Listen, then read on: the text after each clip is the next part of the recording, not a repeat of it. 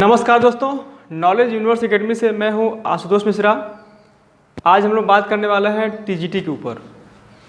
जैसा कि आपको पता होगा कि टीजीटी का एग्ज़ाम अभी अभी हुआ है कुछ दिनों पहले, और अब तक जो एग्ज़ाम में क्वेश्चन आता था और जो इस बार क्वेश्चन आया उसमें बहुत ज़्यादा अंतर देखने को मिला।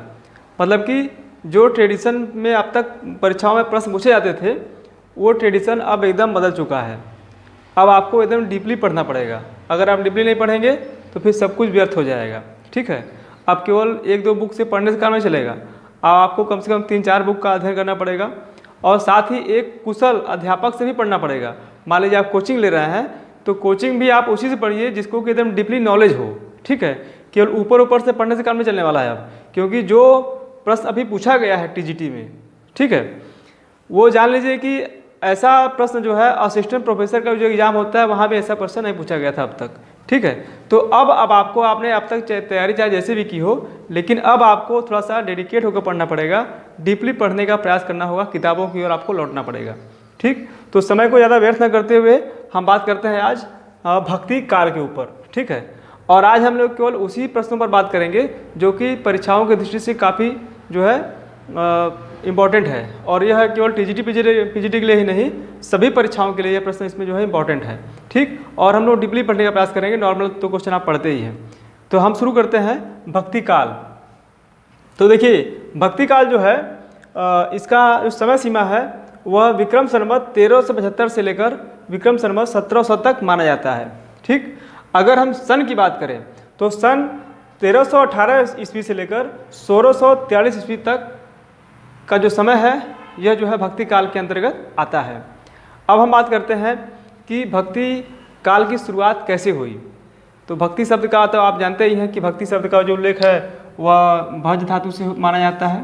ठीक, ये सब देखिए आपको क्वेश्चन मिल जाएगा एग्ज़ाम में, आपको ये सब क्वेश्चन जो है बुक में मिल जाएगा। लेकिन ये सब क्वेश्चन बहुत ही ट्रेडिशनल क्वेश्चन है, ऐसे क्वेश्चन एग्जाम में आते नहीं हैं, लेकिन फिर भी आप अपनी जानकारी के लिए आप इसको जानते रहिए। तो भक्ति शब्द की जो उत्पत्ति हुई है वो भज धातु से हुई है। लेकिन अगर हम भक्ति काल की शुरुआत की बात करें तो भक्ति शब्द का जो सर्वप्रथम उल्लेख है वह हुआ था श्वेताश्वेतर उपनिषद से। एक उपनिषद है, उसका नाम है, दिखाई दे रहा होगा यहाँ पे, उसका नाम है श्वेताश्वेतर उपनिषद।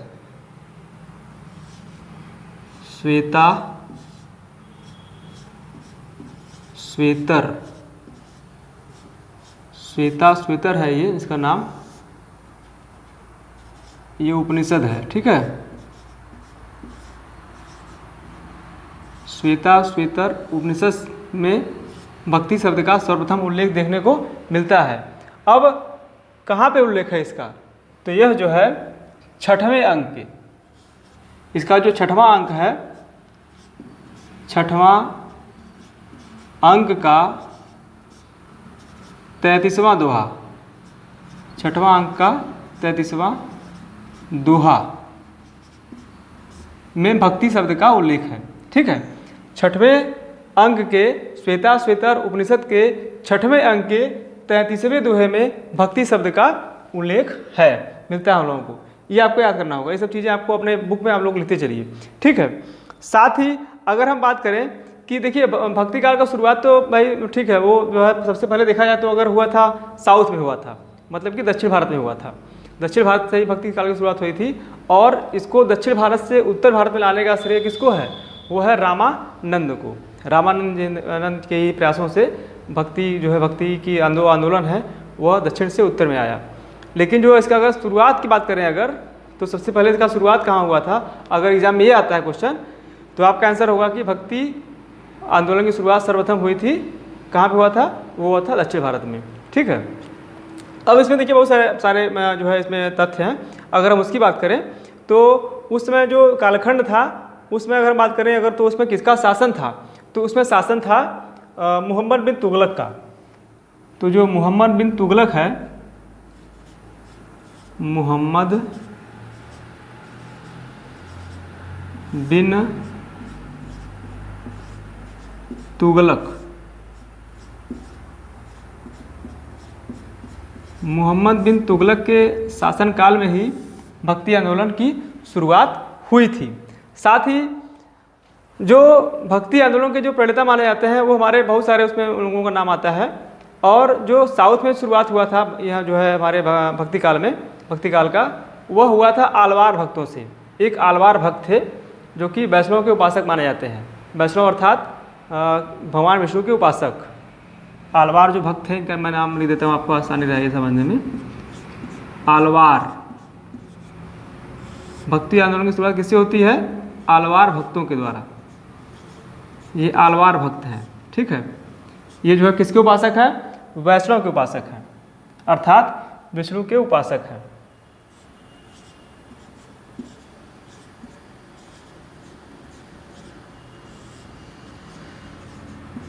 वैष्णव उपासक, जो वैष्णव उपासक हैं इन्हीं को आलवार भक्त कहा गया, ठीक है। इनकी संख्या कितनी थी? अभी एग्जाम में आता है कि आलवार भक्तों की संख्या कितनी थी। तो आलवार भक्तों की जो संख्या थी वो थी 12, ठीक है। आलवार भक्तों की संख्या कितनी थी? 12 थी। और इन 12 आलवार संतों में सबसे जो पहले आलवार थे उनका नाम क्या था? तो उनका नाम था नम आलवार। जो सबसे प्रथम आलवार थे, जो प्रथम आलवार भक्त थे, प्रथम, मैं आशा करता हूँ आपको दिखाई दे रहा होगा। अगर मान लीजिए अगर आपको दिखाई नहीं दे रहा होगा, थोड़ा सा दिक्कत हो रहा होगा, तो आप अपने वीडियो की क्वालिटी बढ़ा लीजिएगा, ठीक है। 350 कर लीजिएगा या फिर 450 कर लीजिएगा, तो आपका जो है साफ साफ आपको दिखने लगेगा, ठीक। तो प्रथम आलवार जो भक्त हैं उनका नाम है नम आलवार। नम आलवार।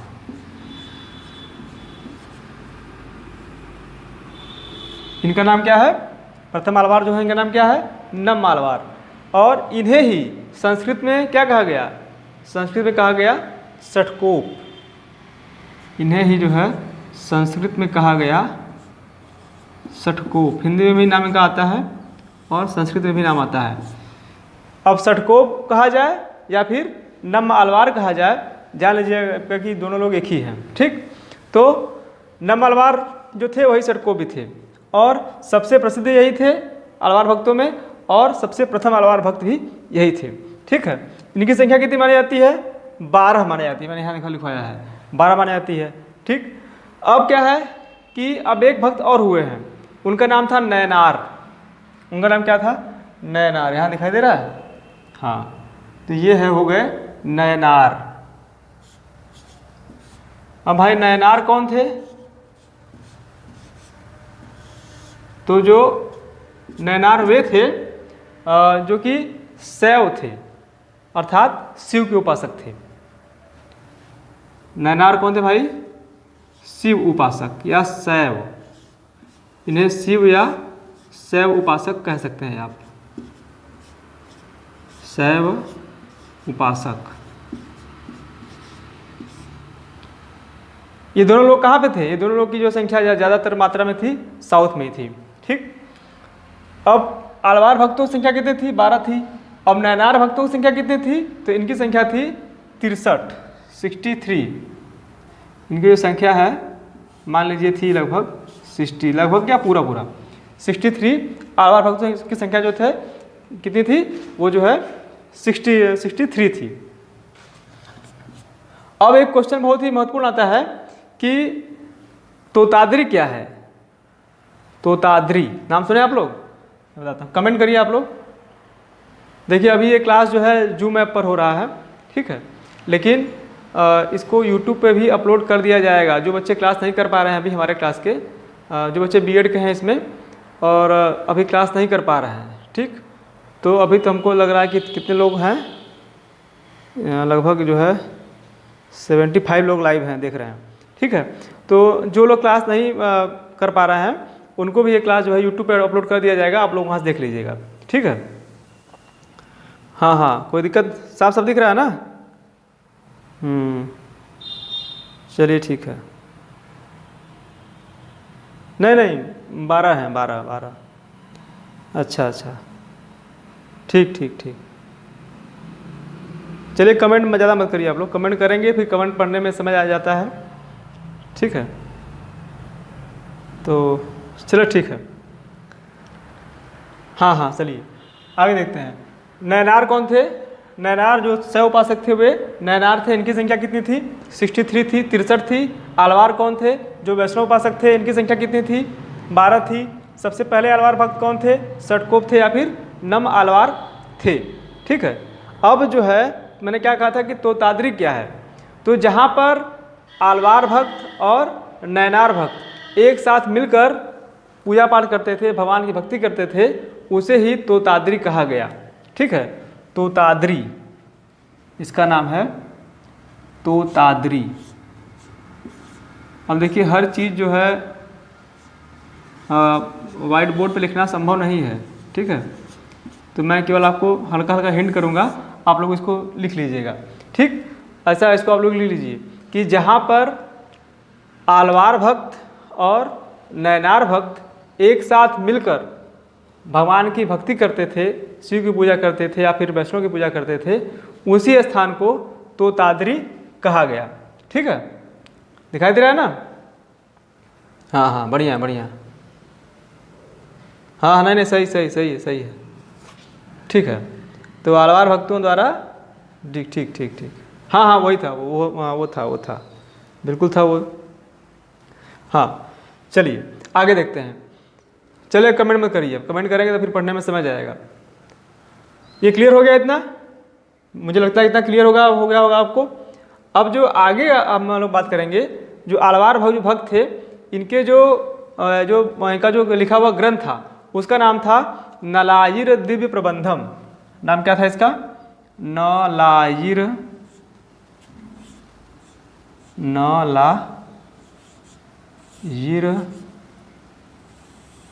दिव्य प्रबंधम। दिव्य, ये बहुत ही इंपॉर्टेंट क्वेश्चन है, जान लीजिए। ये आपसे पूछा जाएगा। कैसे पूछा जाएगा? ये आपसे पूछा जाएगा ये जो नलायिर दिव्य प्रबंधम है यह किसका ग्रंथ है? यह आलवारों का ग्रंथ है या फिर नैनारों का ग्रंथ है? ठीक, कि जो नलायिर दिव्य प्रबंधम है यह आलवार भक्तों से संबंधित है या फिर नैनार भक्तों से संबंधित है। तो आप लोग जान लीजिएगा कि जो नलायिर दिव्य प्रबंधम है यह आलवार भक्तों का ग्रंथ है। इसे आलवारों का वेद भी कहा जाता है। ठीक है, इसे आलवारों का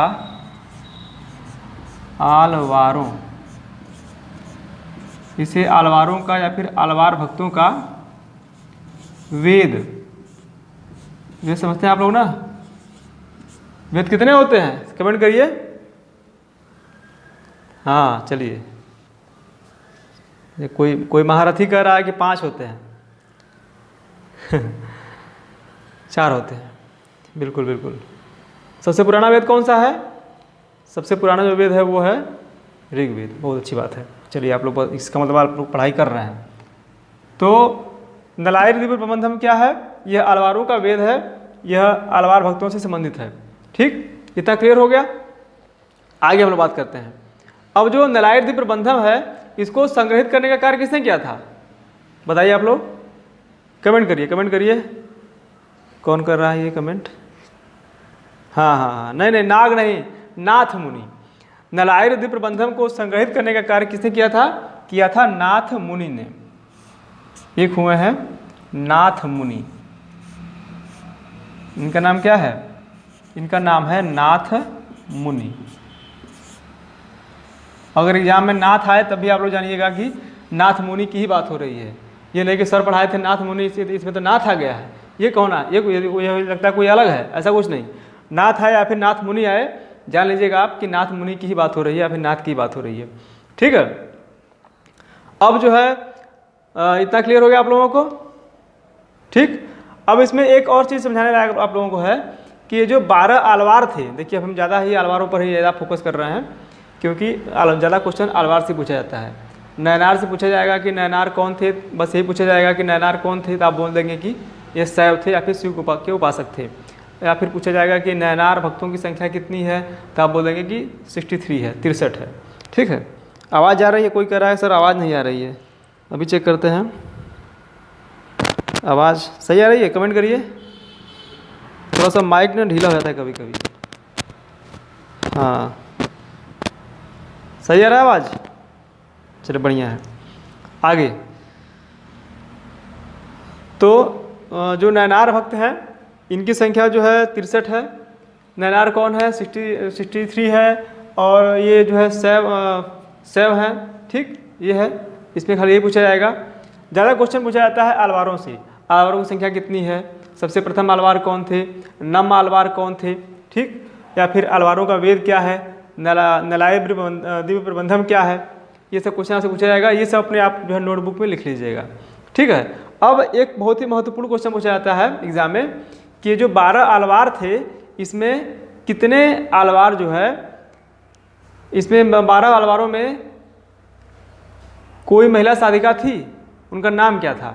ठीक है, तो ये मैं आपको स्पष्ट कर दूं, इन 12 अलवारों में एक जो है महिला भी थी जिनका नाम था आंडाल या गोदा। जिनका नाम था, दिखाई दे रहा है ना, जिनका नाम था आंडाल या गोदा।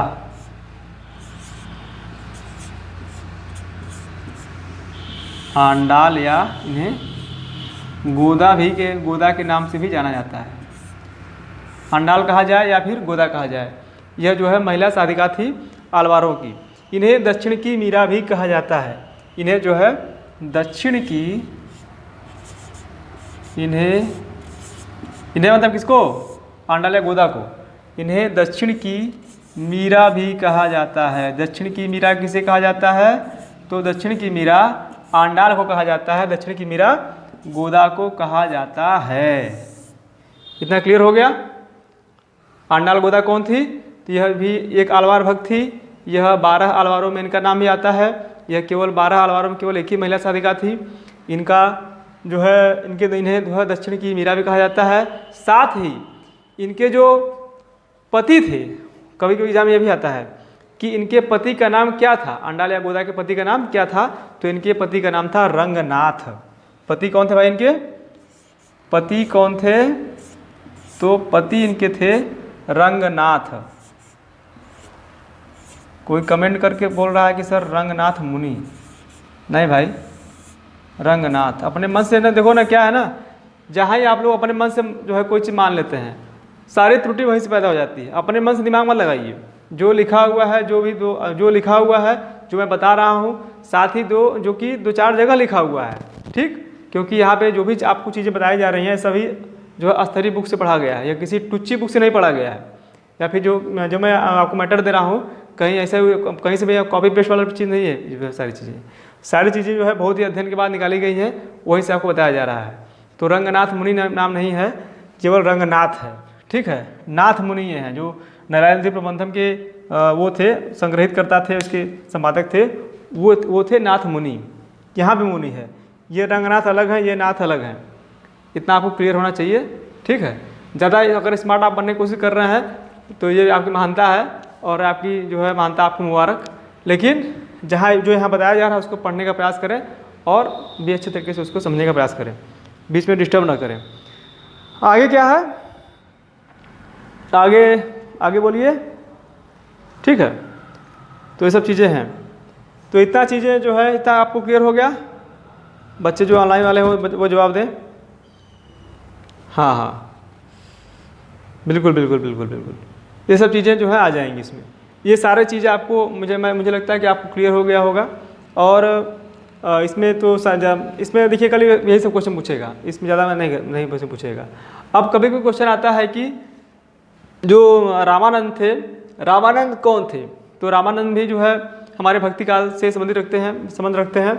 और जो रामानंद थे यह जो है हमारे इन्हीं के बहुत से अथक प्रयासों के द्वारा, ये कोई कुछ कमेंट कर रहा है कि सर रामानंद के बारे में बताइए।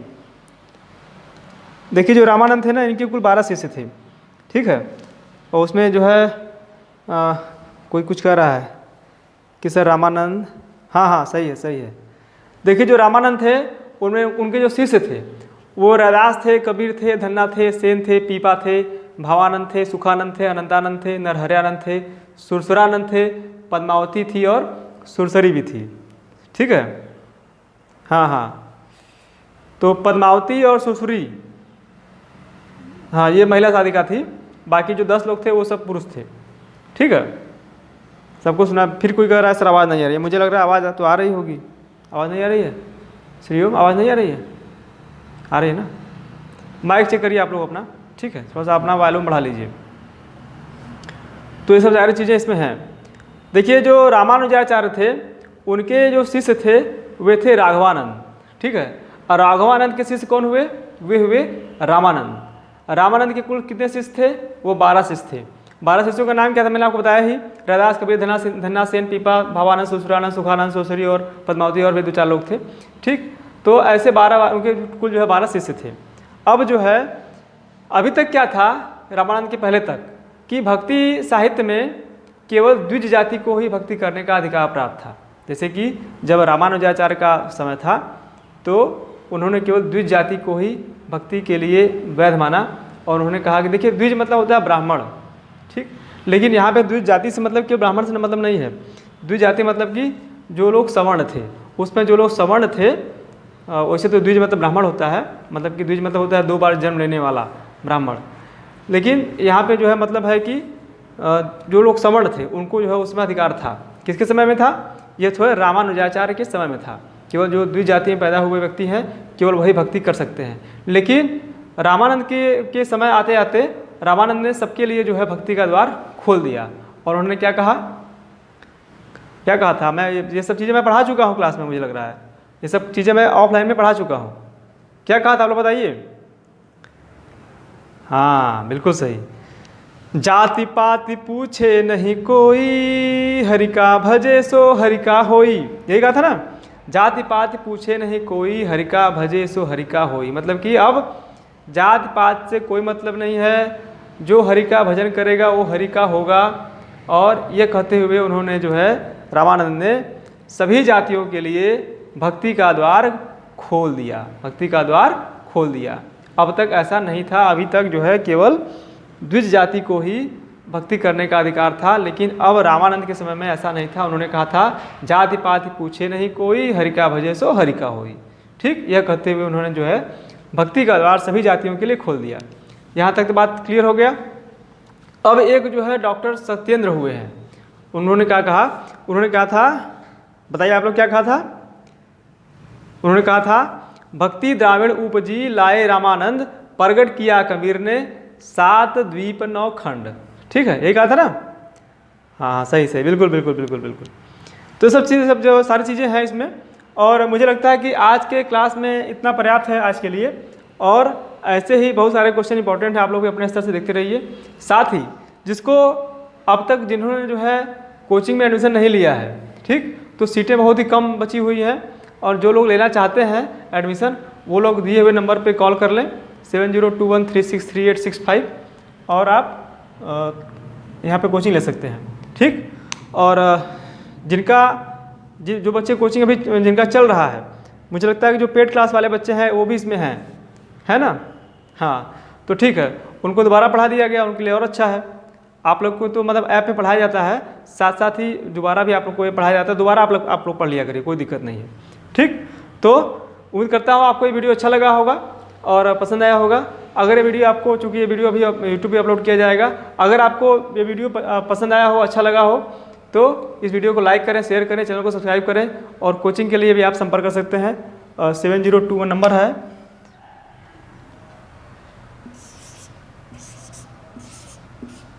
620154 64 ये हमारे ऑफिस का नंबर है। इस ऑफिस में आप कभी भी सुबह 7 बजे से लेकर रात को 10 बजे तक कभी भी आप यहाँ फ़ोन कर सकते हैं। इस नंबर पे आप फ़ोन करके जानकारी पूरी ले सकते हैं और आप एडमिशन अपना ले सकते हैं।